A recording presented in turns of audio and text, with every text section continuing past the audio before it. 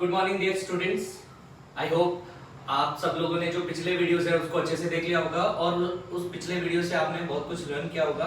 जो हमारा एक टॉपिक है वो बच गया था, वो हम इसे आज कंटिन्यू करते हैं, that is doping semiconductor and electrical and magnetic properties of solid. So without wasting time मैं इसको कंटिन्यू करता हूं और आज से इससे शुरू करते हैं। हम बात करते हैं डोपिंग सेमीकंडक्टर्स। इससे पहले मैंने आपको प्योर सेमीकंडक्टर्स के बारे में बताया था।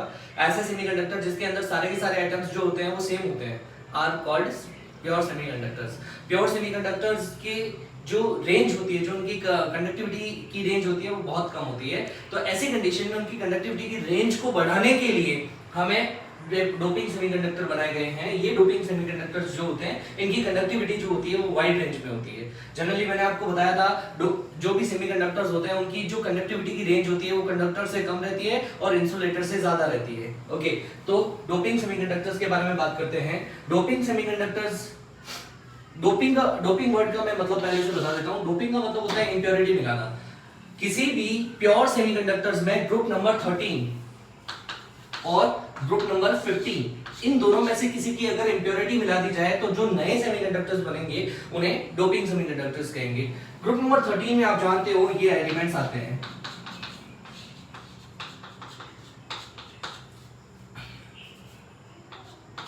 ग्रुप नंबर 13 में boron, aluminium, gallium, indium and thallium. And group number 15 में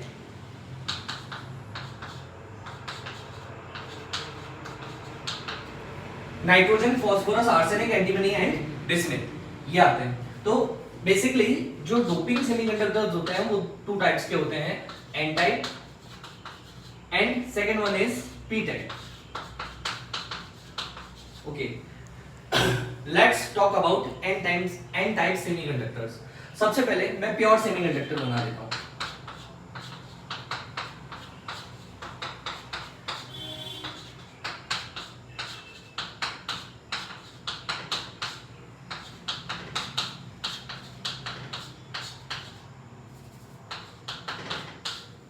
अब यहाँ पे देख रहे हैं ये जो मैंने बनाया that is pure semiconductor. Pure semiconductor में मैंने आपको बताया था ग्रुप नंबर 14 के एलिमेंट्स लाइक सिलिकॉन, जर्मेनियम, ये सारे प्योर सेमीकंडक्टर्स का फॉर्मेशन करते हैं। लेकिन अब आप यहाँ पे एक चीज देखिए, जैसे यहाँ पे एक सिलिकॉन एटम है। एक सिलिकॉन एटम के आउटमोस्ट शेल में 4 इलेक्ट्रॉन्स होते हैं, इसलिए एक सिलिकॉन एटम मैक्सिमम 4 बॉन्ड्स का फॉर्मेशन करता है, दैट इज 4 बॉन्ड्स। अब सपोज करो मैं अभी आपको बता रहा हूं एन टाइप सेमीकंडक्टर के बारे में। एन टाइप सेमीकंडक्टर में क्या होता है, ग्रुप नंबर 14 के अंदर यानी कि प्योर सेमीकंडक्टर में group number 15 as a impurity मिलाया जाता है। यानी प्योर सेमीकंडक्टर में ग्रुप नंबर 15 की इंप्योरिटी मिलाने पर जो नए सेमीकंडक्टर्स बनते हैं उनको क्या बोलते हैं, एन टाइप सेमीकंडक्टर। जनरली हम फास्फोरस का यूज करें तो फास्फोरस जो होता है वो ग्रुप नंबर 15 का एलिमेंट है। इसके आउटमोस्ट शेल में कितने इलेक्ट्रॉन्स होंगे, 5 इलेक्ट्रॉन्स होंगे। अब सपोज करो अगर मैं फास्फोरस को ग्रुप नंबर 14 के सेमीकंडक्टर की जो रेंज है, जैसे कि प्योर सेमीकंडक्टर्स है, इसमें ऐड कर देता हूं तो एक फास्फोरस एक सिलिकॉन को उसकी जगह से रिप्लेस कर देगा। यानी ये सिलिकॉन है, इसकी जगह पे कौन आ जाएगा, फास्फोरस आ जाएगा। यानी एक फास्फोरस ने एक सिलिकॉन को उसकी जगह से रिप्लेस कर दिया। अब क्या होगा भाई, फास्फोरस के आउटमोस्ट शेल में कितने इलेक्ट्रॉन थे, 5। सिलिकॉन के आउटमोस्ट शेल में कितने इलेक्ट्रॉन थे, 4। तो फास्फोरस ने अपने 5 इलेक्ट्रॉन्स में से 4 इलेक्ट्रॉन 4 बॉन्ड बनाने में यूज में ले लिए, लेकिन अभी भी फास्फोरस के पास 1 इलेक्ट्रॉन रिमेनिंग है। ये इलेक्ट्रॉन फ्री फॉर्म में इस पूरे क्रिस्टल लैटिस में पड़ा रहता है। अब क्या होगा, इलेक्ट्रॉन फ्री स्टेट में है तो क्या करेगा, थोड़ी सी भी इसको एनर्जी मिलेगी, अगर ये विजिबल रीजन से, हीट से, किसी भी मीडियम से इस इलेक्ट्रॉन को गेन, ये इलेक्ट्रॉन उस एनर्जी को गेन करेगा तो ये पूरे क्रिस्टल लैटिस में क्या करेगा, मूवमेंट करेगा। और जब ये इलेक्ट्रॉन पूरे क्रिस्टल लैटिस में मूवमेंट करता है तो इस मूवमेंट के कारण इलेक्ट्रिसिटी जनरेट होती है और इस इलेक्ट्रिसिटी जनरेशन के कारण ये सेमीकंडक्टर्स वर्क करते हैं। अब बात आती है इनको एन टाइप सेमीकंडक्टर क्यों कहते हैं। एन का मतलब होता है negative, N means negative.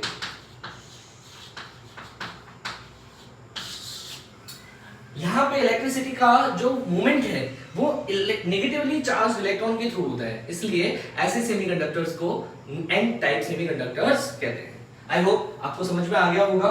Next हम बात करते हैं, second one is P type semiconductor. ये पी टाइप सेमीकंडक्टर्स कब बनता है, जब हम group number 13 as a impurity मिलाते हैं।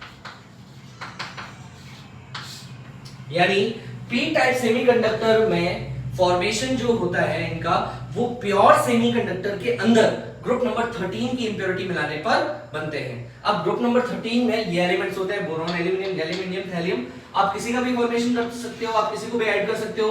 सपोज करो आपने बोरॉन को ऐड कर दिया, वापस वही चीज होगी। क्या हुआ, ये प्योर सेमीकंडक्टर था, अब इस प्योर सेमीकंडक्टर में मैं बोरॉन ऐड कर रहा हूं, तो बोरॉन के आउटरमोस्ट शेल में कितने इलेक्ट्रॉन्स होते हैं? 3 इलेक्ट्रॉन्स होते हैं। अब जैसे ही मैं एक बोरॉन को ऐड करता हूं उसके अंदर, तो एक बोरॉन एक सिलिकॉन को उसकी जगह से रिप्लेस कर देगा। अब क्या होगा भाई, अब इस बोरॉन के आउटरमोस्ट शेल में 3 इलेक्ट्रॉन्स हैं, तो ये बोरॉन 3 तो बॉन्ड का फॉर्मेशन कर देता है, लेकिन चौथा बॉन्ड इलेक्ट्रॉन की डेफिशिएंसी के कारण चौथा बॉन्ड का फॉर्मेशन नहीं हो पाता है, उसकी जगह पे एक होल बन जाता है, दैट इज होल। ये इलेक्ट्रॉन इस सिलिकॉन का खुद का है। तो अब ये होल क्यों बना भाई? क्योंकि इस होल के अंदर इलेक्ट्रॉन डेफिशिएंट है, यानी ये होल तब बना जब यहां पे इलेक्ट्रॉन नहीं था, और जब यहां पे इलेक्ट्रॉन नहीं होगा तो इस बॉन्ड का फॉर्मेशन नहीं होगा। ये इलेक्ट्रॉन तो सिलिकॉन का सिलिकॉन के पास ही रह गया, लेकिन ये होल बोरॉन के पास में इलेक्ट्रॉन की डेफिशिएंसी के कारण इस बॉन्ड का फॉर्मेशन नहीं हुआ। अब क्या होगा, इस होल को फिल अप करने के लिए ये इलेक्ट्रॉन इस होल के अंदर आएगा, और जब ये इलेक्ट्रॉन इस होल के अंदर आया तो यहां पे तो इलेक्ट्रॉन आ गया, लेकिन यहां पे एक नया होल जनरेट हो गया। अब इस होल को फिल अप करने के लिए यहां से इलेक्ट्रॉन इधर आएगा तो यहां पे नया होल जनरेट हो जाएगा, उसको फिल अप करने के लिए नीचे से इलेक्ट्रॉन ऊपर आएगा तो नीचे नया होल जनरेट हो जाएगा। तो कुल मिलाकर के बेसिकली यहां पे होल मूवमेंट करते हैं, और ये होल जो होते हैं that is positively charged.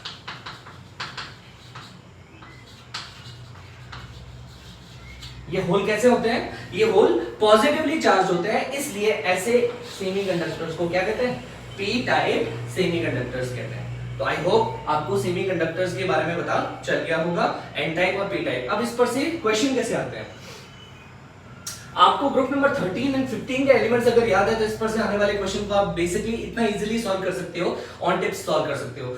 Board में एक 1 मार्क का या ज्यादा से ज्यादा इसका न्यूमेरिकल क्वेश्चन, ज्यादा से ज्यादा इसका एमसीक्यू टाइप का क्वेश्चन आता है कि किस टाइप का semiconductor, what type of semiconductors are formed when boron is added in pure semiconductor. और ये क्वेश्चन भी पूछा जा सकता है कि आर्सेनिक को प्योर सेमीकंडक्टर में डालने पर कौन से सेमीकंडक्टर बनते हैं, या आपसे ये क्वेश्चन भी पूछा जा सकता है कि प्योर सेमीकंडक्टर से एन टाइप सेमीकंडक्टर मिलाने हैं तो आप कौन सा एलिमेंट ऐड करोगे। अब एमसीक्यू में आपको 4 ऑप्शन दे दिए जाएंगे, उनमें से आपको ग्रुप नंबर 15 का जो एलिमेंट है, ग्रुप नंबर 15 का जो एटम है वो आइडेंटिफाई करना होगा। तो बेसिकली बहुत इजी है ये, तो आई होप आपको समझ में आ गया होगा। That is pure, that is doping semiconductor. तो वन मोर थिंग एक बार वापस से समझा देता हूं।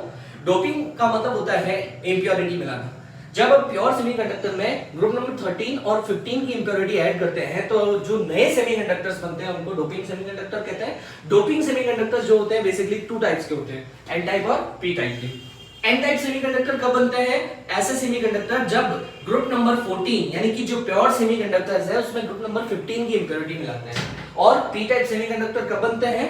जब प्योर सेमीकंडक्टर्स में ग्रुप नंबर 13 की इंप्योरिटी मिलाई जाती है। आई होप आपको ये समझ में आ गया होगा। अब इनके यूजेस कहां करते हैं? इनका यूजेस करते हैं इलेक्ट्रिकल सर्किट्स में, यानी सेमीकंडक्टर जो है डोपिंग सेमीकंडक्टर, इनका यूज करते हैं इलेक्ट्रिकल सर्किट लाइक आईसी बनाने में, ठीक है, रेडियो, टेलीविजन और बहुत अलग सर्किट्स बनाने में इनका यूज किया जाता है। पीएन जो जंक्शन डायोड है, डायोड बनाने में भी इनका यूज किया जाता है। डायोड के बारे में आप फिजिक्स में डिटेल में पढ़ ही रहे हैं वैसे तो। इसके अलावा इनका यूज किया जाता है जहां भी इलेक्ट्रिकल इक्विपमेंट्स होते हैं, जहां भी सर्किट का काम होता है वहां पे इनका यूज किया जाता है। तो गेट्स बनाने में, AND gate, NAND gate, NOR gate, उनमें इनका यूज किया जाता है। अब नेक्स्ट टॉपिक आता है that is electrical and magnetic properties of solid.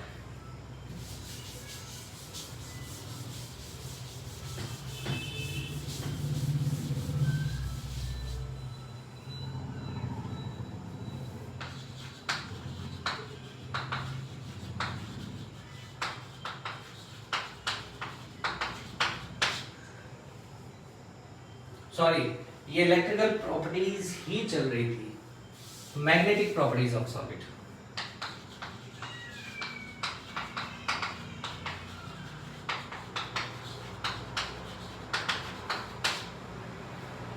Magnetic properties of solid, बहुत सिंपल सा टॉपिक है। मैग्नेटिक प्रॉपर्टीज ऑफ सॉलिड, आप सभी जानते हो कि सॉलिड जो होते हैं ना, उनके अंदर इलेक्ट्रिकल और मैग्नेटिक प्रॉपर्टी दोनों होती है।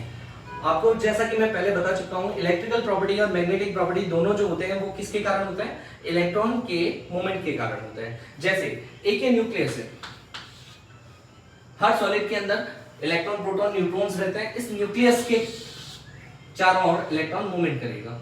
अब ये इलेक्ट्रॉन जो होता है चार्ज पार्टिकल होता है, जब ये एक ही जगह पर मूवमेंट करेगा तो इलेक्ट्रॉन के मूवमेंट के कारण क्या बनेगा? एक मैग्नेटिक मोमेंट बनेगा। और वो मैग्नेटिक मोमेंट जो होता है, एक इलेक्ट्रॉन का अगर कम माना जाए, लेकिन बहुत सारे इलेक्ट्रॉन्स होते हैं सॉलिड में, तो सॉलिड में हर इलेक्ट्रॉन का मैग्नेटिक मोमेंट अगर ऐड कर दिया जाए तो सॉलिड के अंदर मैग्नेटिक प्रॉपर्टी भी बनती है। यानी आप एक चीज सोच लीजिए दिमाग में, जहां इलेक्ट्रिकल कंडक्टिविटी होगी वहां पे मैग्नेटिक प्रॉपर्टी भी होगी। इलेक्ट्रिकल फील्ड और मैग्नेटिक फील्ड एक दूसरे के क्या होते हैं? परपेंडिकुलर होते हैं। तो अगर इलेक्ट्रिकल प्रॉपर्टी सॉलिड में है तो मैग्नेटिक प्रॉपर्टी भी होगी।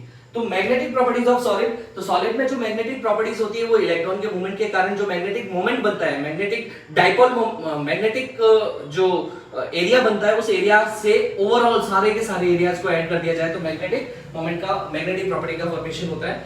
मैग्नेटिक प्रॉपर्टी के बेस पे जो आपके सॉलिड है,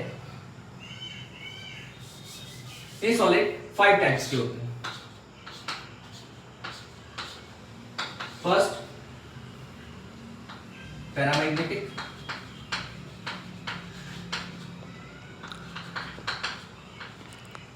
डायमैग्नेटिक,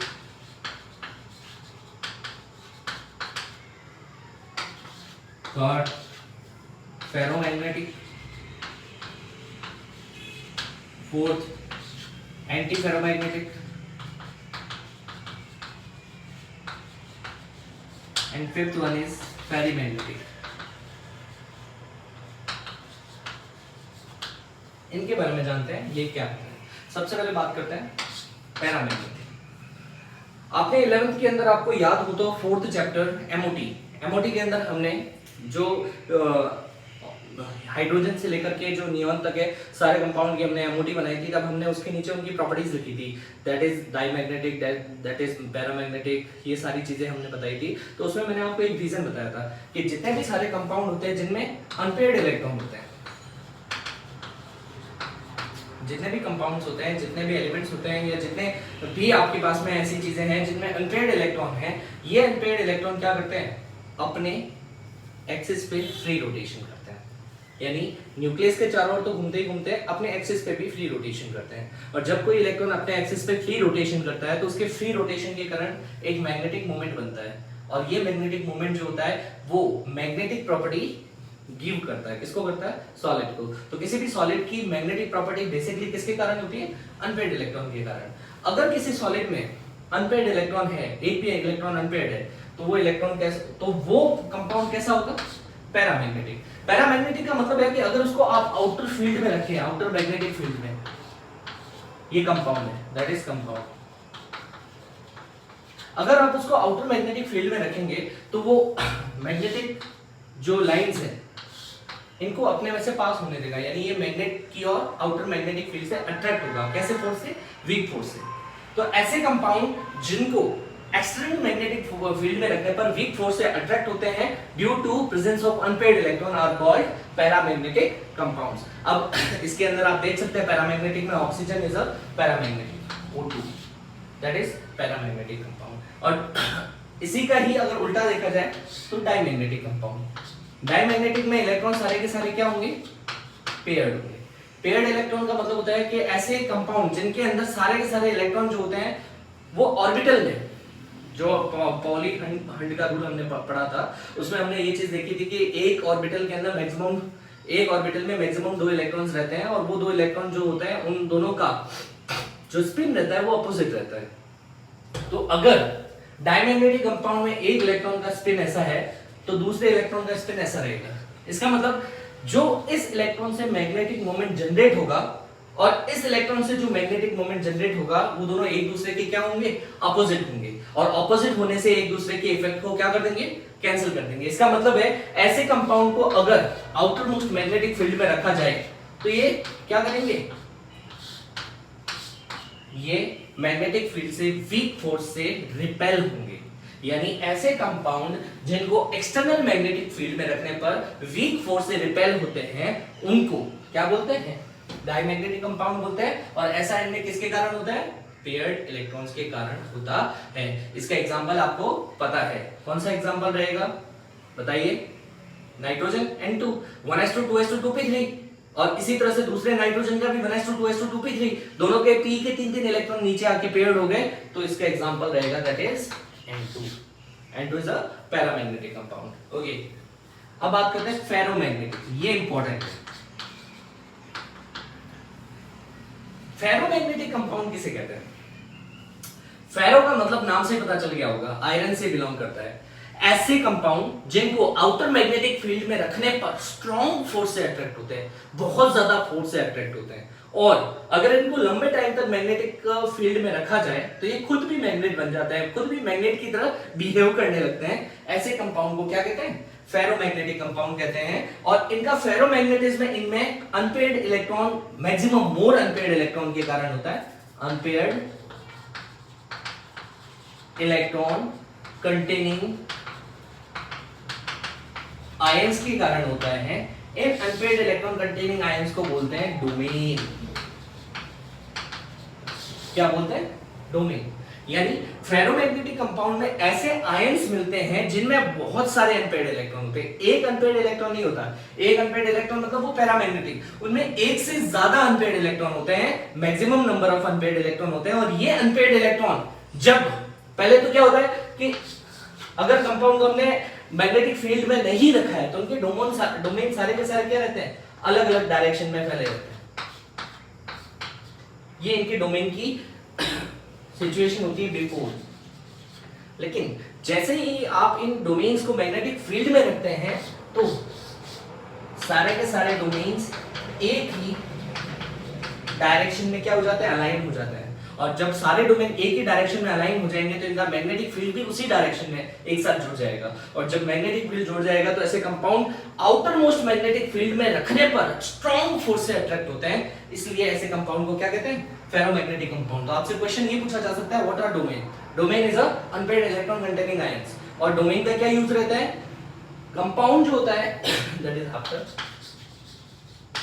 किसी भी कंपाउंड को या किसी भी फेरोमैग्नेटिक कंपाउंड का अगर मैग्नेटिक फील्ड में रखा जाता है तो मैग्नेटिक फील्ड में रखने से पहले उसके सारे के सारे डोमेन जो रहते हैं वो अलग अलग डायरेक्शन में अलाइन रहते हैं। लेकिन जैसे ही उसको मैग्नेटिक फील्ड में रखा जाता है तो सारे डोमेन से एक ही डायरेक्शन में अलाइन हो जाते हैं, जिससे कंपाउंड जो होता है उसमें खुद में मैग्नेटिक प्रॉपर्टी आ जाती है और वो स्ट्रॉन्ग फोर्स से अट्रैक्ट होता है।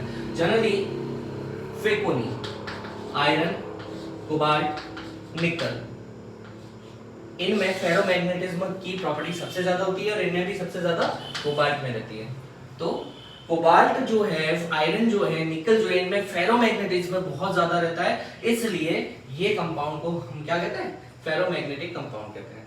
अब बात आती है इसका उल्टा, एंटी फेरोमैग्नेटिक। फेरोमैग्नेटिक का बिल्कुल अपोजिट, ऐसे कंपाउंड जिनको मैग्नेटिक फील्ड में रखने पर स्ट्रॉन्ग फोर्स से रिपेल होते हैं। यानी ऐसे कंपाउंड जो मैग्नेटिक फील्ड में रखे जाने पर स्ट्रॉन्ग फोर्स से दूर जाने की कोशिश करते हैं उनको एंटी फेरोमैग्नेटिक कंपाउंड कहते हैं। इसका रीजन है इनमें जो डोमेन रहेंगे वो इस तरह से एक दूसरे के अपोजिट रहते हैं। और जब ये डोमेन एक दूसरे के इस तरह से अपोजिट आ जाते हैं तो ऐसी कंडीशन में हर डोमेन दूसरे डोमेन के इफेक्ट को क्या कर देता है? कैंसिल कर देता है। तो इस तरह से एंटी फेरोमैग्नेटिक। और लास्ट आता है फेरीमैग्नेटिक। फेरीमैग्नेटिक कंपाउंड वो रहते हैं जिनकी मैग्नेटिक प्रॉपर्टीज जो होती है फेरोमैग्नेटिक से कम रहती है और एंटी फेरोमैग्नेटिक से ज्यादा रहती है। यानी ऐसे कंपाउंड जो होते हैं इन दोनों के मीडिएटर होते हैं। इनमें क्या रहता है? इनमें दो डोमेन जो है वो ऊपर की साइड अलाइन रहते हैं और एक नीचे, वापस दो ऊपर की साइड में और एक नीचे की साइड में। तो इस तरह से ये फेरीमैग्नेटिक कंपाउंड है और इनकी मैग्नेटिक प्रॉपर्टीज जो है वो दोनों के मीडियम रेंज की। इसका एग्जांपल है Mg(Fe3O). तो इसी के साथ में मैग्नेटिक प्रॉपर्टीज जो है वो खत्म हो जाती है। ठीक है, और आई होप आपको ये चैप्टर समझ में आया होगा और इससे रिलेटेड कुछ भी डाउट है तो आप मुझसे बात कर सकते हैं, मुझसे पूछ सकते हैं। I always ready to help you, I always ready to solve your doubts. इसके अलावा आज ये चैप्टर जो सॉलिड स्टेट चैप्टर है वो फिनिश होता है और बहुत जल्दी हम नेक्स्ट चैप्टर को लेकर के रेडी रहेंगे। आई होप इस वीडियो में आपको काफी कुछ सीखने को मिला है। कीप वॉचिंग, कीप शेयरिंग और ज्यादा से ज्यादा शेयर कीजिए ताकि आपकी बाकी फ्रेंड्स को भी इसके बारे में जानकारी मिले और इसको अच्छे से अच्छे सीख सकें। Thank you.